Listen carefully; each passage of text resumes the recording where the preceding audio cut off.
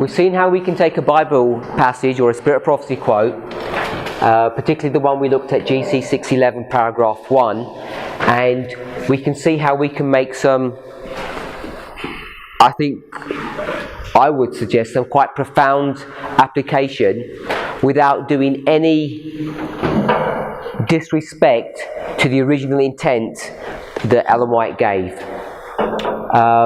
So we saw that she lined up Revelation 18 verse 1 as it comes down and empowers the third angel's message, lines that up with the Millerite history of 1840 to 44. It's a glorious manifestation of the power of God, and also the 16th century Reformation.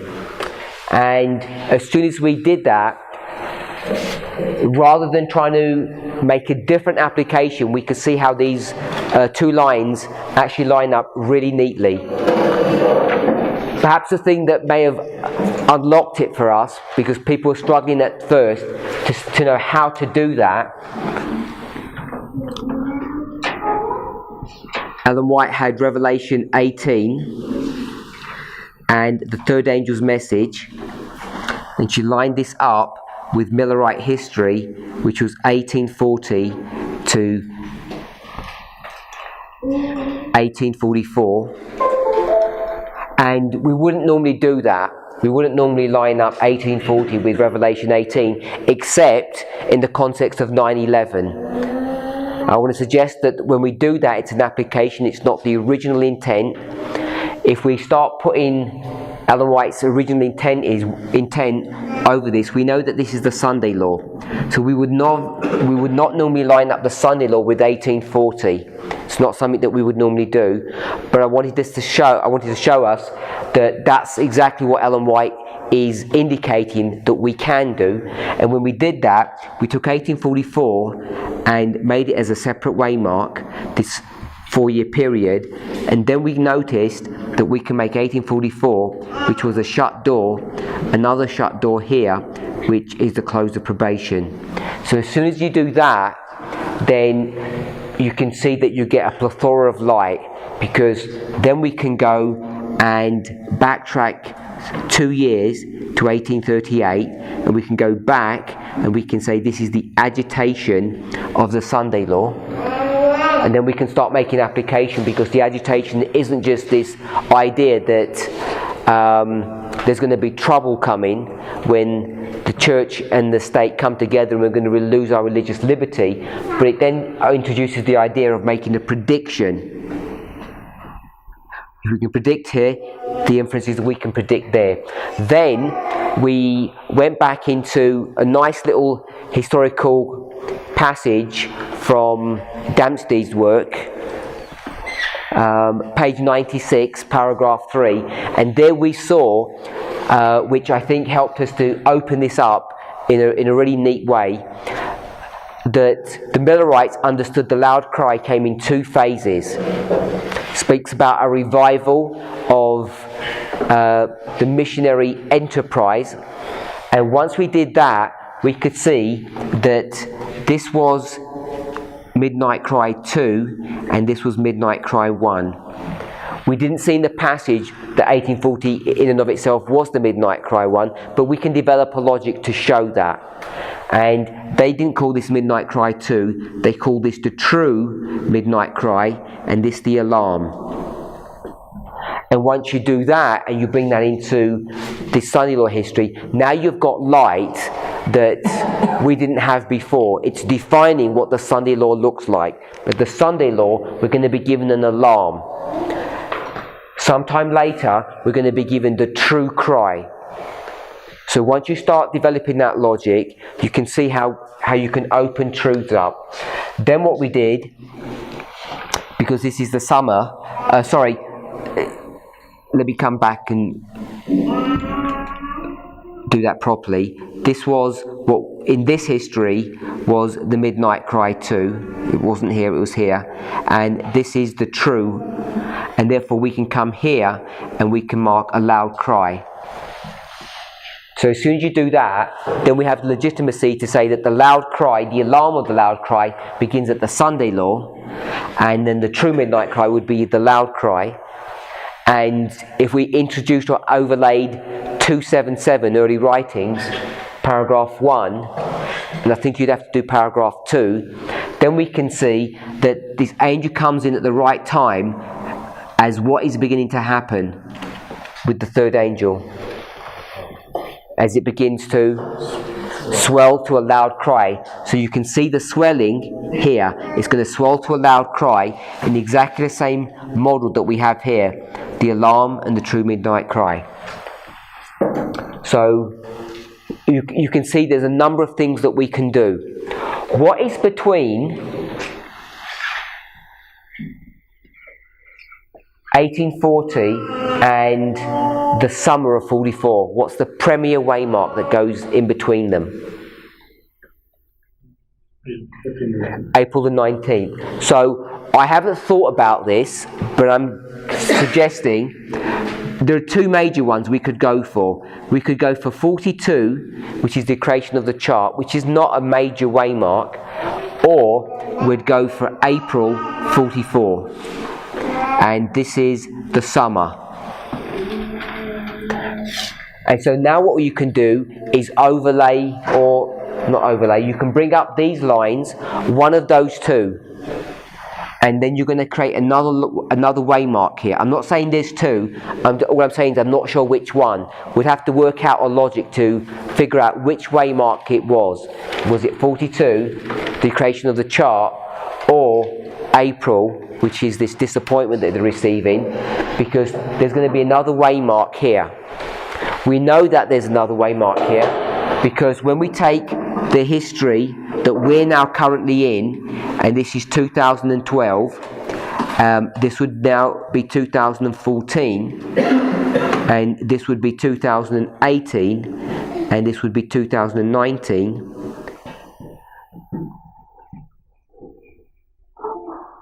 We've seen that there's another waymark in between here, which is 2016.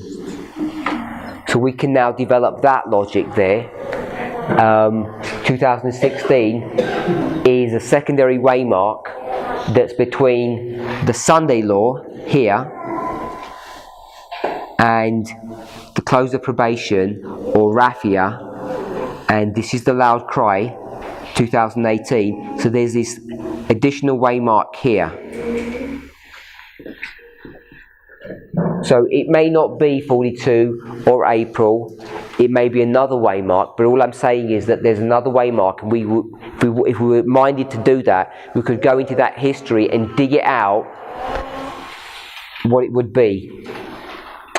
As I say, it may be 42, it may be April, it may also be August, Concord camp meeting. We'd have to work out which it is. But we certainly know that there's another waymark here, based upon our own history here. Does that make sense? I don't know if anybody's thought about that or has any idea.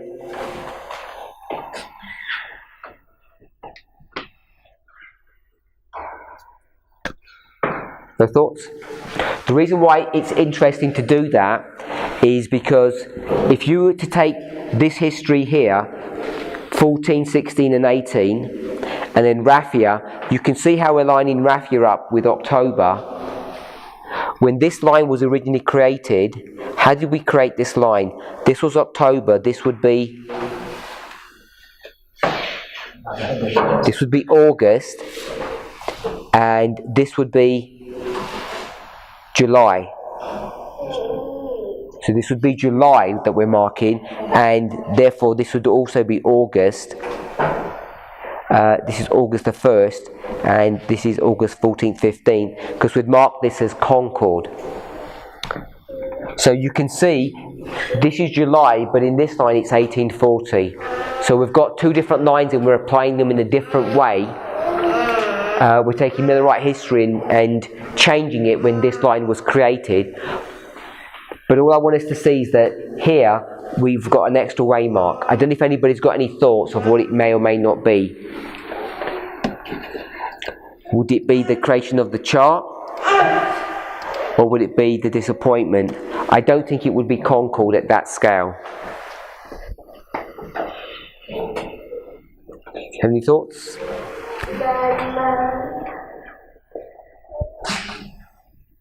I'm not saying, I don't know if people have ever noticed that or thought about it, because I think maybe that structure was something new that we hadn't seen, so maybe we need time to think about it. But all I'm saying is that we'd have to develop a logic that's going to line up 2016 with this waymark and the history here in the Millerites. So, my thought was I should go with April 19th. April the 19th? Based on the arrival of second angel message, because second angel is the one who's going to be empowered in a summer. Based upon the arrival of the second angel message. Okay, so remember, Revelation 18 would be here back in 1840, so we wouldn't line that up. We'd have to use a logic not about the arrival of the angel itself, I don't think. You can still use April 44, but you'd have to use a different narrative, a different story. It wouldn't be the arrival of the angel, because that's already happened with the Sunday law. Anybody got any thoughts? Nope. So, I'm just thinking now. Yes, I don't think we've thought about it before, so it's premature. But I think even if we give it 2 minutes of discussion, put it to one side, maybe pick it up at the end of the week, because I think it would be really nice if we could develop a logic to show that. So I was thinking that structure also, you could get the structure that it gives at the close of probation to the second advent, where you have the death decree Yes. and the voice of God. But we know that the death decree was a painful experience. It's a painful experience for the other 4,000. We know April 19th was a painful experience for the Millerites, who are a symbol of Jacob. So what Brother Rogers is saying, that Jacob's time of trouble begins with the death decree. It doesn't technically begin at the close of probation. We know we have two waymarks there. We have the death decree and what you can arguably call the loud cry, where you hear the voice of God crying. And that death decree is a disappointment to God's people. It's a time of distress, a time of trouble. And April 44 has very similar characteristics. It throws them into a time of trouble, not only because they've made this mistake, but also all the Christian world has done what in April? It's turned against them, and we see that at the death decree. So I don't think we know if it's correct. It's something to think about, but it has those characteristics to it. Brother William? I think I will go with April 19th. And my thoughts are the quote from Darmstadt we used to develop 1840. In that quote, Darmstadt and Awi was bringing out April 19. And if we go to April 19, this was a Peter experience. And if we bring it down to 2016, we can see a Peter experience in the movement. Maybe I'm not sure. Okay. What was the bitter experience that we had in 2016? This was when we had this shaking between this movement and the Tree of Life. I'm saying it was somehow Peter.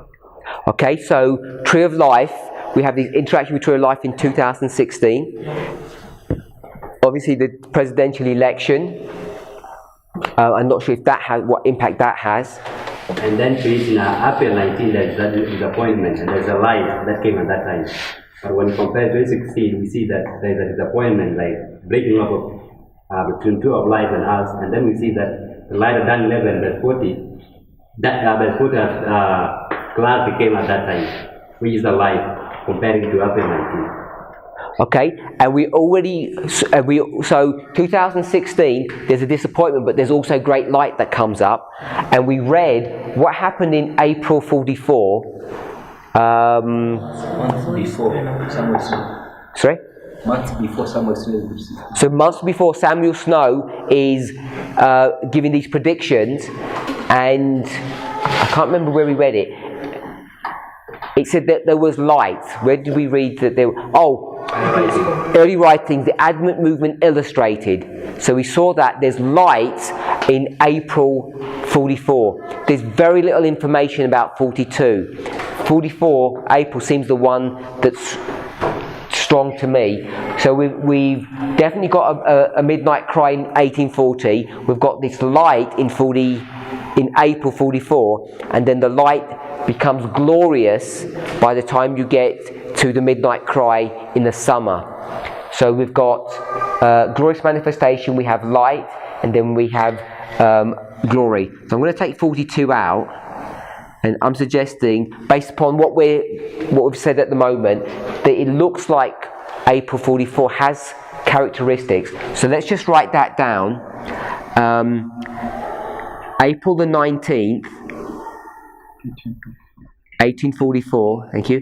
And we're saying the death decree. And why are we saying the death decree? Because it's a disappointment. And then we're saying 2016, because what do we get in 2016? We get a separation, and we get light. We get separation and we get light. And then we can say also April the 19th. What happened in April the 19th? The second angel's message arrived. So I'll put April the 19th, 44. It's that way mark. And when that second angel came, we also had light. I was having some thought, but it's not quite clear. April 19th, we are seeing the Western horn of America being broken, and in 2016, the election of the 45th president. I don't know if... Okay, so my brother's making a connection that in April, the horn of Protestantism began to be broken, and then he's marking 2016 as the horn of Republicanism starting to be broken because of the presidential election. They've voted in a dictator who's going to begin to do this work, even though we know that work had begun before. So there's some kind of connection there. There's very little I can think of about 42. Any other thoughts? So let me write that down. So we'll go back to 2016. If you left space for 2016, we can see the election. And what we did was we said April 44 is the Protestant horn, and 2016 the Republican horn. So two horns, they can line up that way. That seems two nice thoughts. Brother Rob, you got any thoughts? Anyone else? I don't know what we can say about 1842. Ellen White and her family, 7 of them are excommunicated from the church, Methodist church. So I don't know if there is a prophetic application in our time. So there's an excommunication in 42. I'll put that. Disfellowship.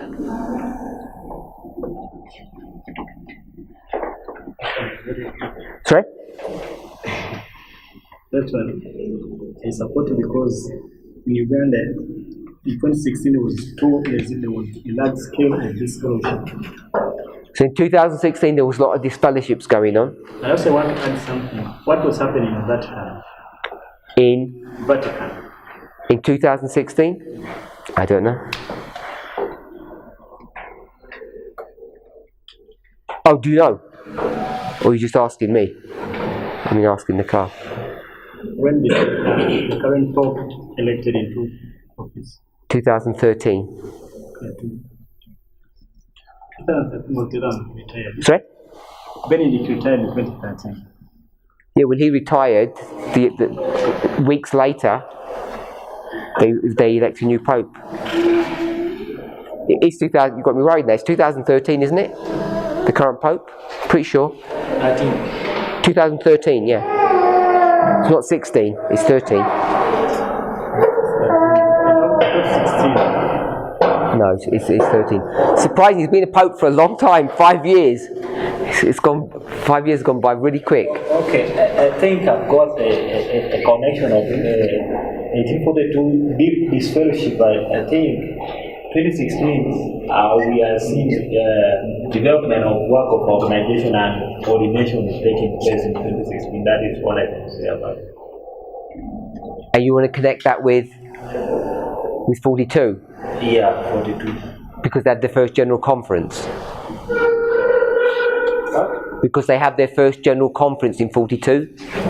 What do you see in 42 with respect to organisation? Yeah. Okay. 2016. Organisation.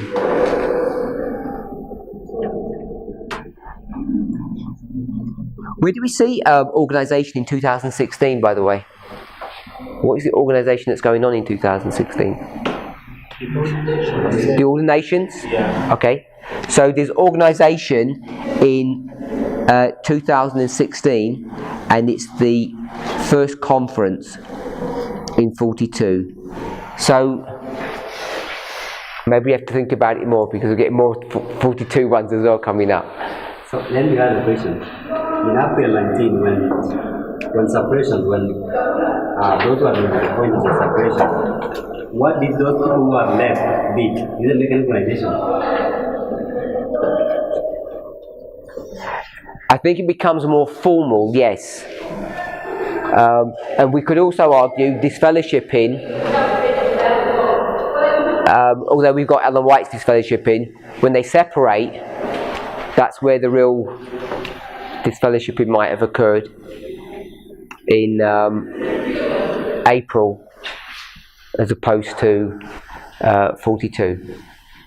Okay, so I didn't want to labour the point. I have a question on the downline here. This one?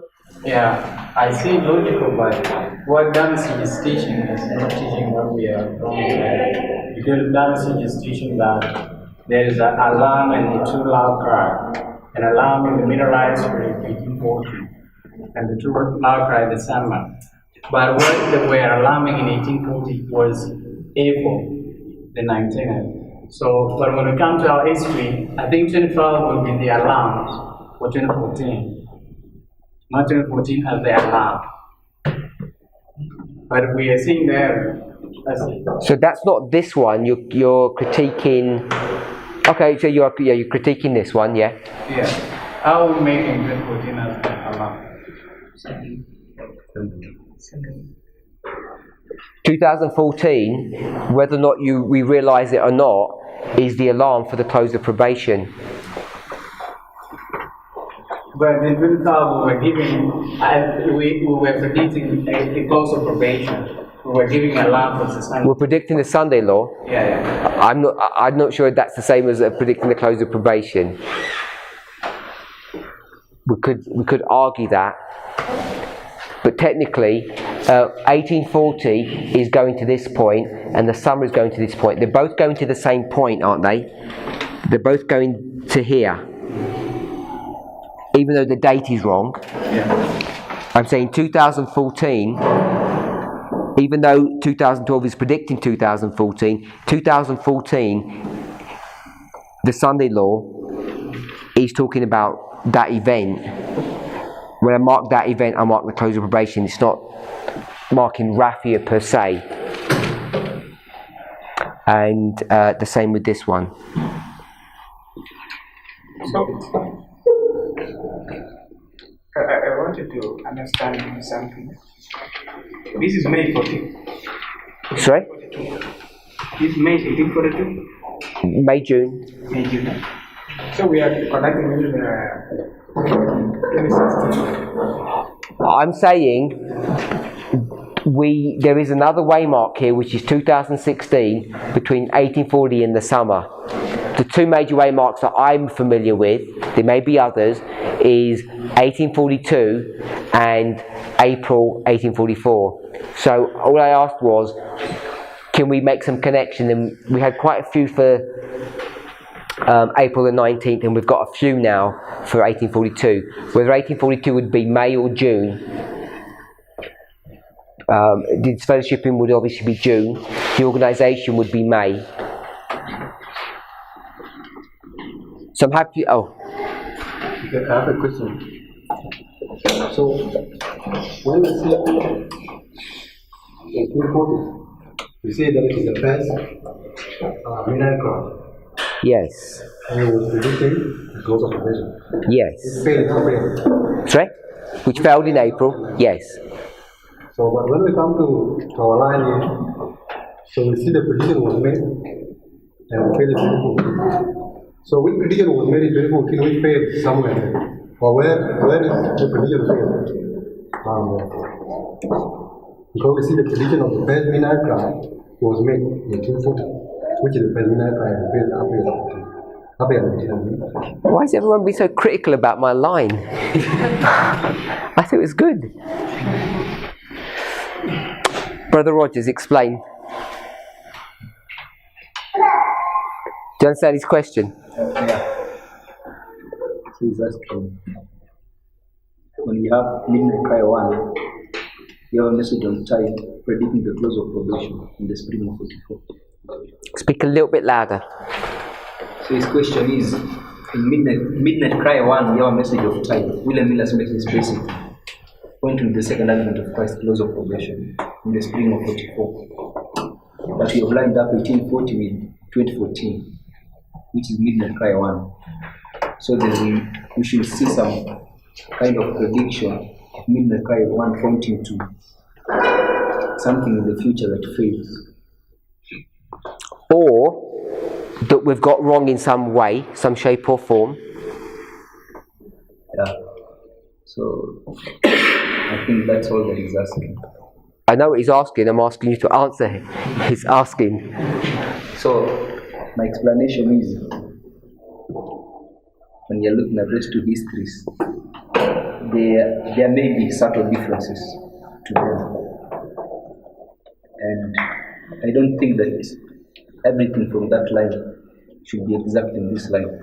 Because as much as we say that, for example, Millerite history points to our history, obviously we know there are some things which are different in our history to Millerite history. So I'm willing to use that argument to see that despite that, the fact that we see some differences does not prove that line to be weak.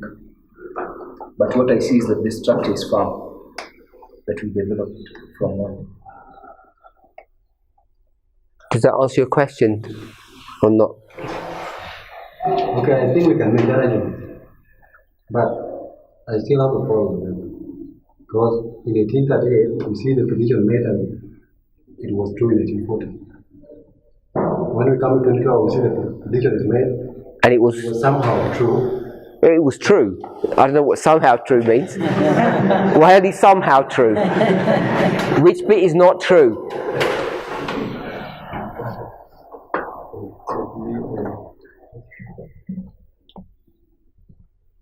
Okay, the bit that's not true is in 1838, he's not saying Christ is going to come in 2 years' time. He's not saying that. He's saying Revelation 9 is going to be fulfilled. So here in 2012, people are saying in 2 years it's going to be the Sunday law. And you're saying, well, it's partially fulfilled, but it's not the Sunday law that they were thinking. That's what you mean by partially fulfilled or partially correct. Okay? So does that cause you a problem?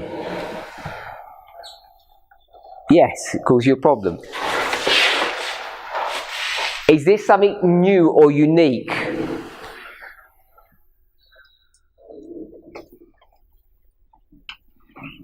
don't know whether to answer this question.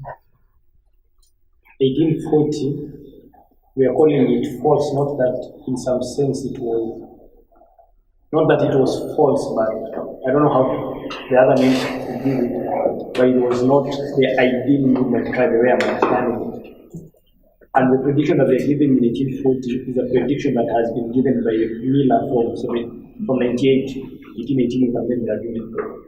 So they're giving that cry the cry that they're giving in 1840 began long time ago, at the beginning of the work, 98. When you come to our history, 2014, the cry that is still being given is the cry that began in 89. Now their cry for the Millerites gets clarified in April 19. I don't know whether we have already agreed on this in 19. Gets clarified in some shape or form in April 19. In our history, our cry gets clarified in 2016. So, and how it's clarified is that we come now to understand that Russia is still a subject of that prophecy. Now, and their cry, the clarification that comes in their cry, they now begin to understand that the judgment power that they are proclaiming is going to extend to 1844. Say that bit again. Which bit? The last bit. I'm saying the cry that they have in 1840 is trying to predict the close of probation in that history. The chapter message, the judgment hour message. Then it gets clarified in April 19. And it's going out to be given, that true cry for that time is going to be given in the psalm. In our history, in 2014, we have a cry. I don't know whether we have a cry that we've picked up from our time of the end. Gets clarified in 2016, continues to be clarified and given in force in 2018. I don't think it's that unusual to have two lines which don't have the exact same characteristics, but they have identical structures. I actually don't think that's a new phenomena that is just we're picking up here. What I do want to say is, in a class like this, or if I'm teaching or something, I try and lift up every stone and have a look underneath to try and expose everything. It's really easy to hide stuff and just sort of jump through things and make it all look good. And when you do that, sometimes you don't get the questions asked, which is often why I ask questions, because I want us to see the weaknesses in some of these arguments. So the fact that you're seeing it doesn't have identical parity with the Millerite line, I'm saying that's not a new phenomena. We have other circumstances when it doesn't exactly match, but we accept those things. I'm saying the structure seems to fit, not only seems, I think that it is fitting, and I guess what I'm going to say is just based upon what Brother Roberts just said a minute ago, which is not directly about your question, is I'm pretty sure now it's April, and the reason why I'm sure now is because all of these were just, if you like, punctuated thoughts. And what should we be looking for? We should always be looking for a story. And what he just did, if you didn't notice, he tied up 3 different waymarks: 40, April, and the summer. And when he tied them all together by one concept, which was the cry. He had a cry running all the way through. And as soon as you do that, you need the middle one to help establish that you've got a story that runs all the way through, because it's easy to do one from the beginning and the end, because we've just got cry and cry. But if you can get the middle one to also have a cry in it, then you know your story is correct, even though you may be able to say 42 has characteristics that seem favourable to it. And what did he say was April 44? What happens in April 44? How does it clarify it? Positively or negatively? I had 2 answers. Sorry? Who said positively? Why positively? What's positive in April that's going to clarify the midnight cry?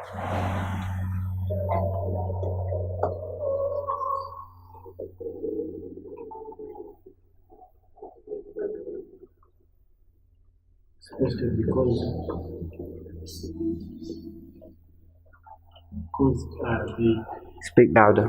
it is positive because at that time when it was qualified, they were firm in what they believed. Let me stop you. What you've just done is you're saying the result was positive. I was asking about the event, the waymark itself.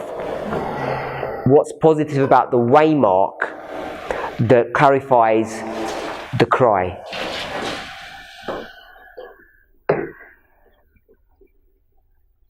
Because they have a great disappointment.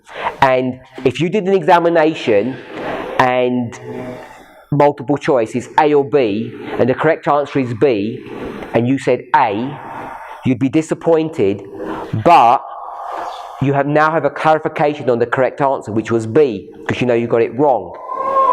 So 44 is a disappointment, but the disappointment itself is what creates the clarification. Because if it was positive, there wouldn't have been a mistake, and the rest of the history wouldn't have occurred because they would have got the correct answer.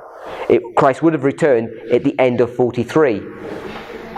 So it has to be a disappointment that produces the clarification on the cry. Yeah? So I want to go for April 44. I think this bottom argument is, for me, the one that is the definitive answer, and all the other ones help that to establish that to be true, because they make a cry in 40, they find the mistake in 44, and the mistake itself brings clarity that the cry still needs to carry on because he's not here yet. So there's a clarification on the cry, and then it gets straightened out properly in the summer of 44. You can bring that to our history. In 2014, there's a cry that's made that probation's about to close. I think what we have to remember is Sunday law is not close of probation, and even though you're predicting the Sunday law, and you might think you're predicting something, you're not. So here in 2014, there's a cry that's being made, and what that cry is that probation's about to close. Is that correct? It's not correct. Probation's not about to close, because we've got a whole heap of history before that can happen, because we have no idea about priests, Levites and Nethinims. So if you want to argue it the other way, we've targeted the wrong Sunday law. We targeted the Sunday law of the priests, and we didn't even know it. So in 2016, there's a clarification on that issue. What is the clarification in 2016 that tells us that the cry is something else? What's the clarification? Raphia. So now we've got Raphia and Panium. So this is a clarification on the light. Even though we've developed midnight by that stage, and we've developed the line of the priest. All of that is already in place. 2016 is the clarification of when that event is. Now we've marked Raphia. We don't have any understanding of when Raphia is, what Raphia looks like, and then the true cry comes in 2018, and based upon the arguments that we've developed about the chart making business, this now is the true cry. It defines what Raphia is, it tells you when Raphia is, it has all the characteristics of the summer of 44. So I think, even though it apparently doesn't look an exact fit, it actually is a direct exact fit. So there's something I want to... It's a bit louder, sorry. There's something I want to correctly understand. When these predictions being made in 2012 about 2014, the Sunday law that was anticipated then, is it the Sunday law that fulfilled 1151? I'm going to say yes, because that's the only Sunday law we knew. Okay, so then, if the Sunday law 1141 was the one that was being anticipated, and for a long time in this moment we've been teaching that probation clause of the Sunday law, which we are beginning to understand is not correct. So then, I'm understanding that this prediction was predicting the close of probation in 2015. Okay. But that fails in some way, then the Lord comes and clarifies that the close of probation is some history has to go through before we come to the close of probation. So it's in that sense that we are saying 2012 was predicting a close of probation.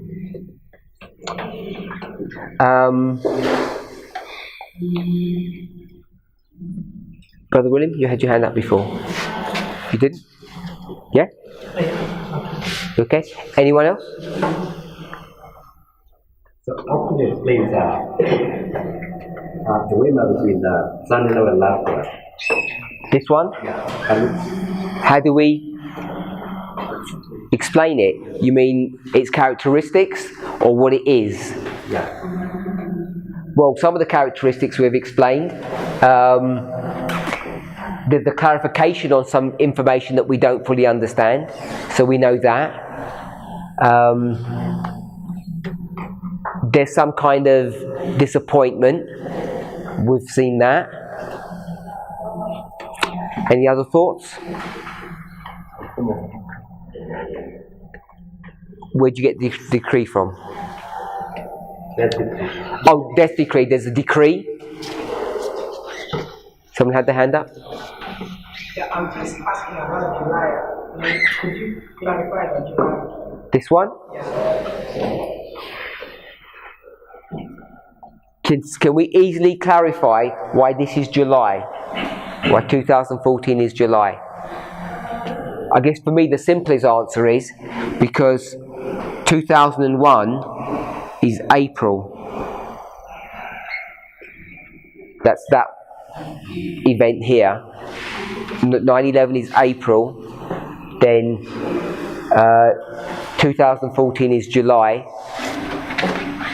You could argue 2012 is May.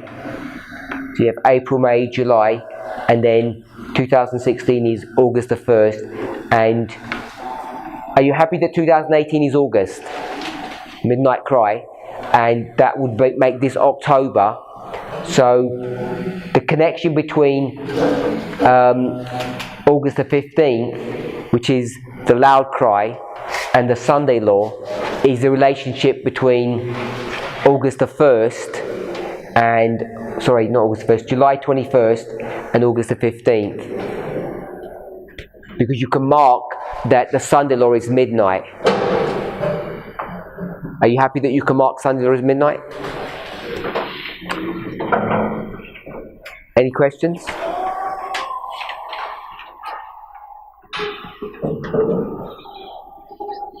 So in the line that we have seen before of work operation is the time of right, then we see that decree.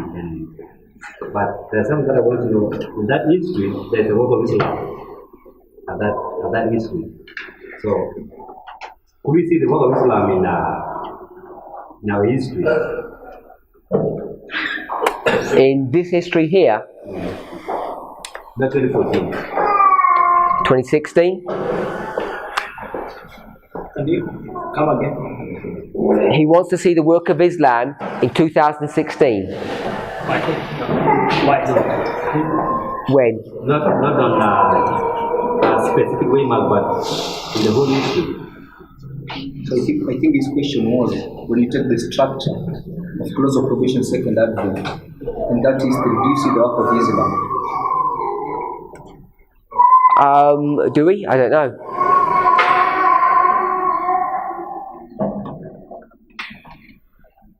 Where do we see the work of Islam in Jacob's time of trouble, or close of probation to second advent? Can you answer the question? He says that you see the work of Islam from close of probation to the second advent. He states that as a fact because that's what we all believe.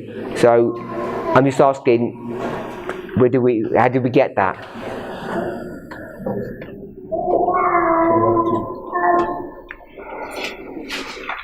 He was asking Yeah, I'm asking you. If you don't know, that's fine, because I don't know, that's why I'm asking. I'm not saying it's wrong, I'm just asking where we get it from. I don't know how to explain it. Okay? So I think his question, some people may have the same mind. So we teach about the four winds. Hold, and lose at the close of probation. But we know in this system we teach the four winds at one level to be a symbol of Islam. So we expect to see the work of Islam because the four winds are loose at the close of probation. Yeah? Sorry? And that's how we are. So is that the argument you have? Okay, so I guess the problem that I have with that, because I guess I do have a problem, is if we go back to maybe this isn't correct. I don't mean the logic. Maybe the waymarks don't line up properly. Maybe we have to give me some license, some poetic license. I'm saying the 1260 is the Sunday law. Are you okay with that? And this history here, from 538 to 1798, because there's a Sunday law here in 538. You agree with that?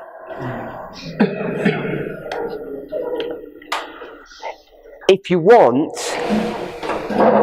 if that was 2014 and 2016, maybe there's a work of Islam in 2016, because Islam comes in, even if I've done that generally, it actually comes in 606. So there's a 100-year gap there, whatever. I'm going to say this is Islam. Islam's doing its work here, and this is the second woe. And the first woe. So I'm going to say this is the first and second woe. Are you okay with that? So if that's the first and second woe, then in this history we'll have Islam, and this is the third woe. 1 + 2 = 3. Do you agree with that? Okay, let me tell you what I think, then tell me if you agree, because you might not agree. So, at the end of this, we have a deadly wound. And here, we have a close of probation. And the person who delivers the deadly wound here at the end is not Islam, but it's the kings. So that's okay. And therefore, according to Revelation 17, it's not Islam that delivers the wound, it's the kings. So, I could be wrong, but I'm suggesting in the time of trouble, it's not Islam that's doing that work. It's the kings that are going to destroy her, not Islam, based upon that history. I don't know what we think about that. Okay, based on point that Roger has observed first, that it is global question still coming. We see that it is roughly in Parminder, that Islam was loose from there, the global probation. So maybe that was the intent of my question. Okay, I get that. I don't know if Islam are going to be loosed from Raphia to Raphia to Panium. It may or may not be. I haven't seen the evidence for that yet. I've not got any problem whether it is or whether it isn't, because here in this history we've got 4 winds, and if you look at the 4 winds that Ellen White talks about, or the Millerites talk about, it's not Islam, is it? I think we've already got enough evidence that that's not Islam that's being referred to from 1844 to 1850. Sorry, 63. That is, I don't know if it's just political strife, or I've rubbed it out. No, you shouldn't rub it out. I think it's the things that happen in heaven, the shaking of the heavens, is going to cause the men's hearts failing them on earth. So I'm not sure that the 4 winds, if we go back to the Millerite understanding or Ellen White's, is Islam itself. We make an application of that. I'm not arguing with our application, I think it's sound. But it doesn't mean that Islam would necessarily be there, because we go to Revelation 7, it says, once the seal has happened at the close of probation, then release the 4 winds. Because those 4 winds are both natural and political strife. I don't know what we think about that. I don't know if that changes things too much for us. But we do know Revelation 17 says the people, or the entity that kills the woman, is not Islam. We're okay with that. So we'd have to ask ourselves, when did she get killed?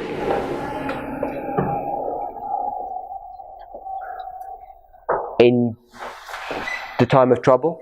It's not before, because she rules for 1 hour with the kings. What? What have you said? So, Revelation 17, who kills the woman? It's the kings. The kings kill her after they've ruled with her for 1 hour. The ruling of 1 hour is this period here. This is 1 hour. Tell me if you disagree. So that means she must be killed in this history. And the people who kill her is not Islam, it's the kings. Because Islam has failed its job.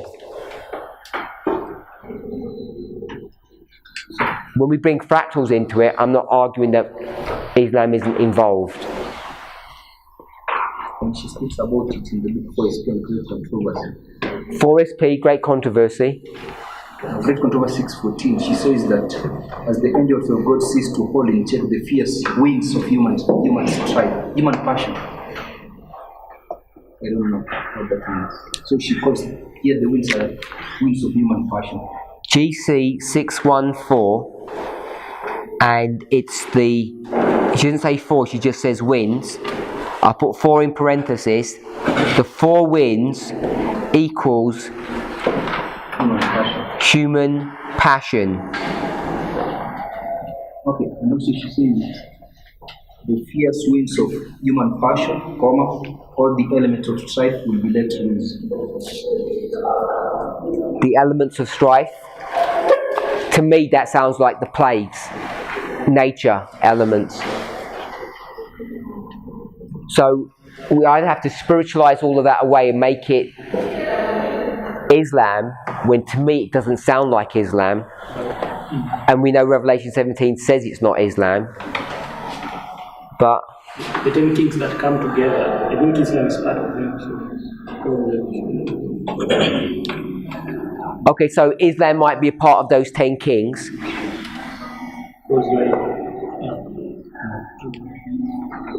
Are we certain of that? We're not certain. And the reason we're not certain is because is Islam at the end of the world an independent ministry, or is it a state-sponsored entity? Basically, is it a country, or is it just a group of individual independently minded people? Which is it? Because if it's a state entity, they may never join, even though we said all the world joins. Just because the Bible says all the world wandered after the beast, you could have one person that doesn't, because every man's hand is against him, and he's against every man. So we might have license to do that. I haven't got clarity on that. I also don't have clarity on that. If it's an unstate power, The only reason I'm asking him is because we spoke about it before. Is Islam, that's going to be doing all of this work, is it just an independent ministry, group of people, or is it state? Is it Islam at a state level or a country level? And I'm not sure whether or not we have that information. If it was at a state level, not all of the world is going to go after it. Not all of the world is going to wander after the beast. Someone isn't going to be doing that. It'd be that country or countries, depending on how big Islam is. Does that make sense? We know for certain, when it says all the world wandered after the beast, who's not wandering after the beast? Who's not following the beast? We know God's people are not following the beast, and who else? Has to be radical Islam, doesn't it? Radical Islam is not following the beast either. We know radical Islam is not following the beast from this history to 1260, because what is the role of radical Islam? It's to punish the beast, isn't it? Once they make a Sunday law, when they make a Sunday law, the role of Islam is to punish the beast, so it won't be part of that all the world wandered after the beast, whether they're an independent ministry or they're a nation state. Whoever they are, they don't follow. So they may or may not be part of the 10 kings. That's all I'm suggesting. Independent ministry, all the Islamic states will be part of the 10 kings. If it's a state-sponsored entity, then the 10 kings exclude whichever country or countries that is. I don't know if we have that information. We need to have that information to make correct predictions and to understand exactly what's going on. Brother William. Yeah, you said that you're not sure if between Rafi and Kenyam, Islam is used. You don't have evidence for that. The only reason I'm saying that is because before we said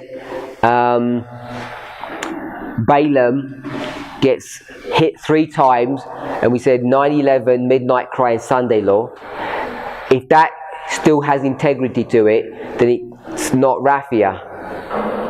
If we're going to start changing that, then Raffia, then we'd have to say maybe it's 9/11, Raffia, and Sunday law. I don't know what it is. I'm open to it, but I was just factoring in that our original understanding, which needs re-evaluating. So there is a line we used to do in Revelation 9. I'm not sure if it's still viable, if it's still working. And that line we used to say 1449 is midnight and 1453 is midnight cry. Is that line still working? Yes? I don't know. Then I was thinking if it is working still, then probably if we look into it, we can see an activity of Islam and Islam being loosened. If it's still viable.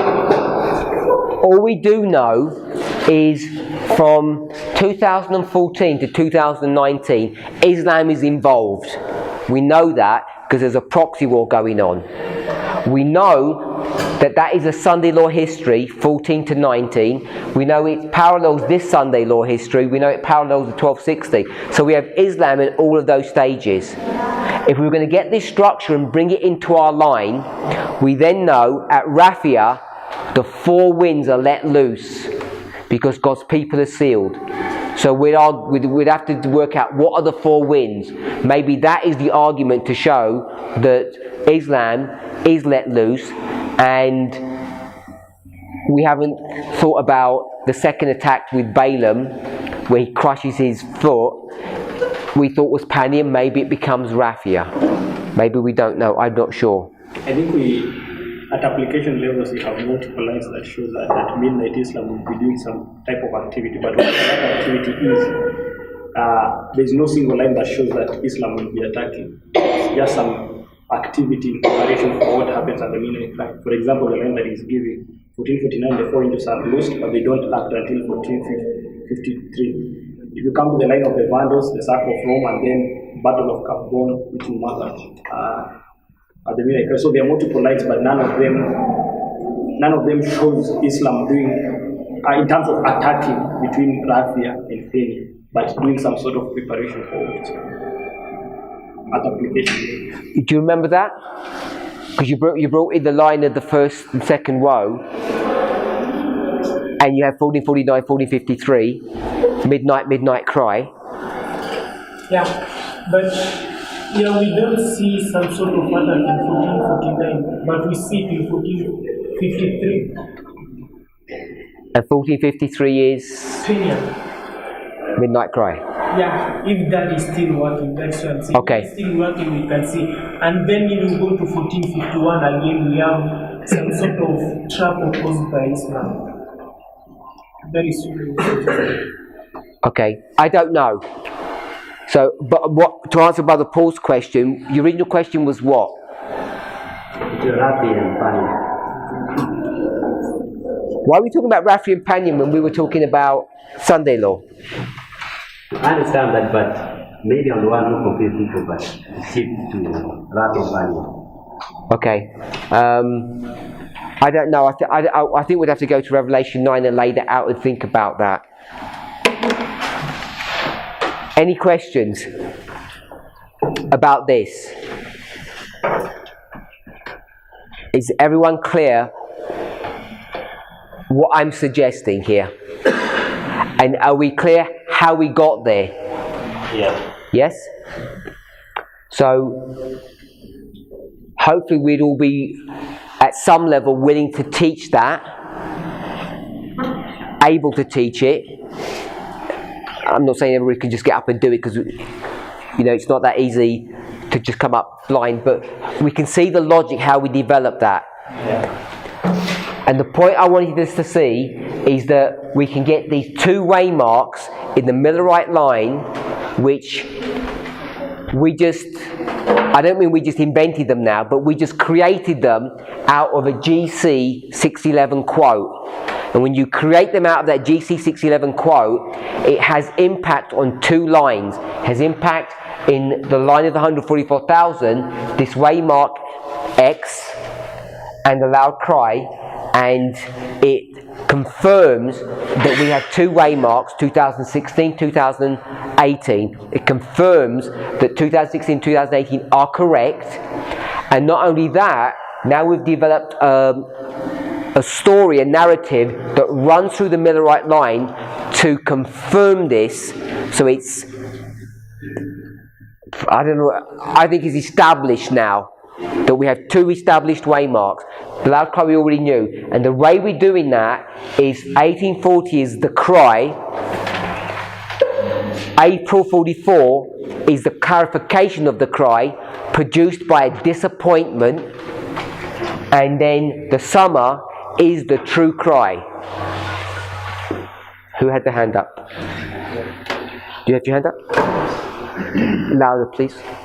So, I'm understanding what you are doing, but from the beginning there is something you did which was not clear in my mind. So, the quote which we read, it was saying the movement between 1840 and 1844 was a religious manifestation of the Spirit. Louder, please. Now, what made you to mark 1840 to be laying Sunday? Because she said, okay, no, you answer that. His question is, why did I line up 1840 with the Sunday law? That's his question. Okay. In bringing up that question, he compares the manifestation of the power of God there with the mighty angel of Revelation 18, and we mark the mighty angel of Revelation 18 on the Sunday. Tell us when you're not okay. So meaning the angel of Revelation 18 we can see it at 1840. Okay, yeah, he hasn't finished yet. Tell us, are you okay with that? He just did that. You okay with that?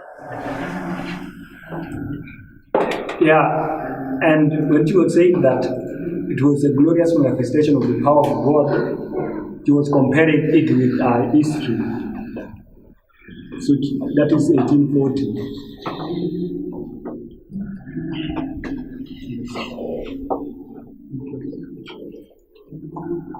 So that's what the quote says.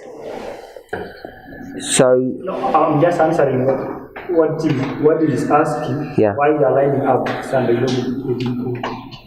Only that. So do you agree that's what the quote says? It doesn't say Sunday law, but it says that. Yeah. So we put Sunday law there from another quote, Early Writings 277, which you seem to be okay with anyway. So it's lining up the Sunday law with the history of 40 to 44. 40 to 44 is a period of time. You agree with that? So we turn that into a period of time.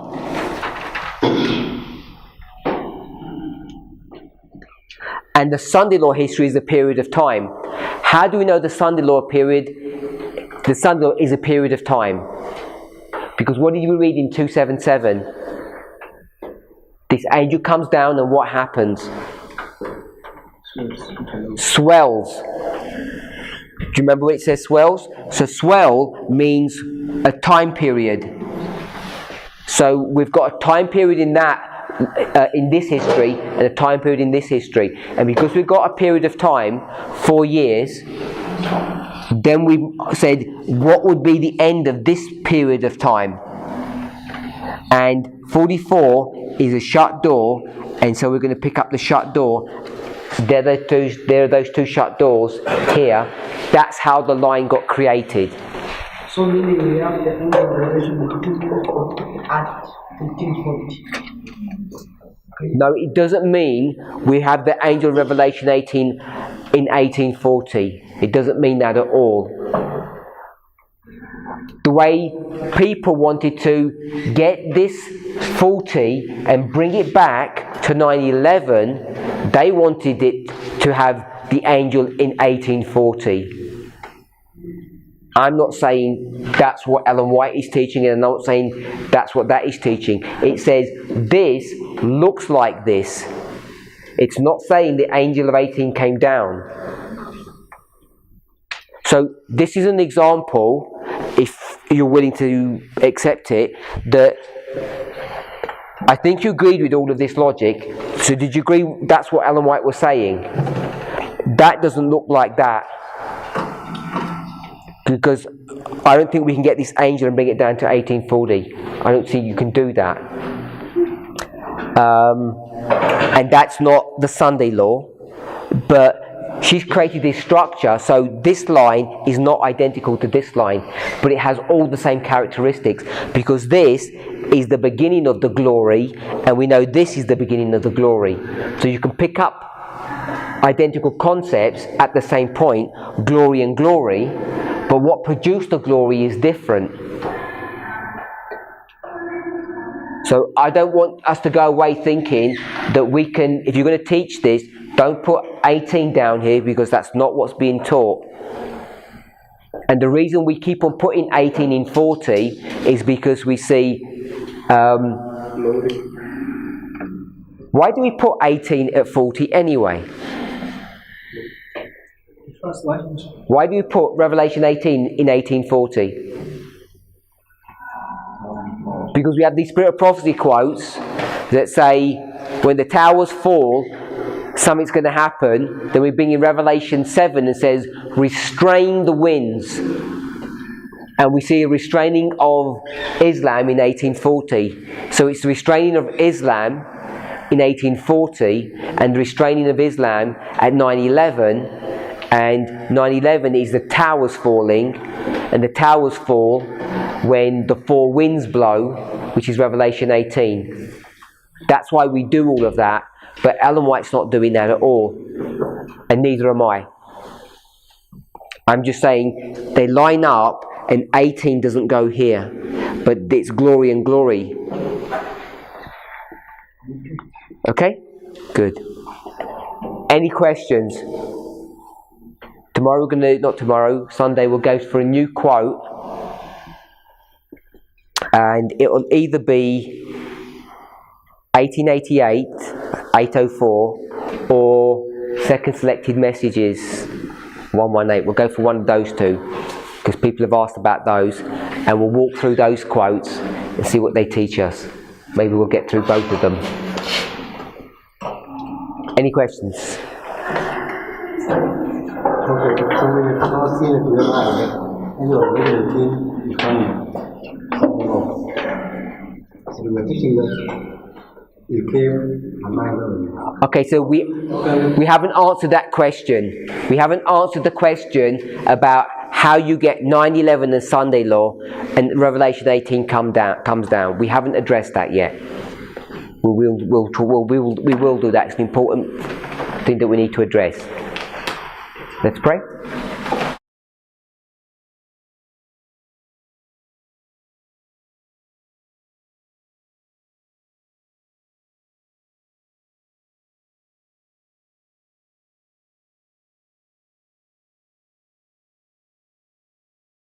Heavenly Father, we give you praise and thanks for your goodness.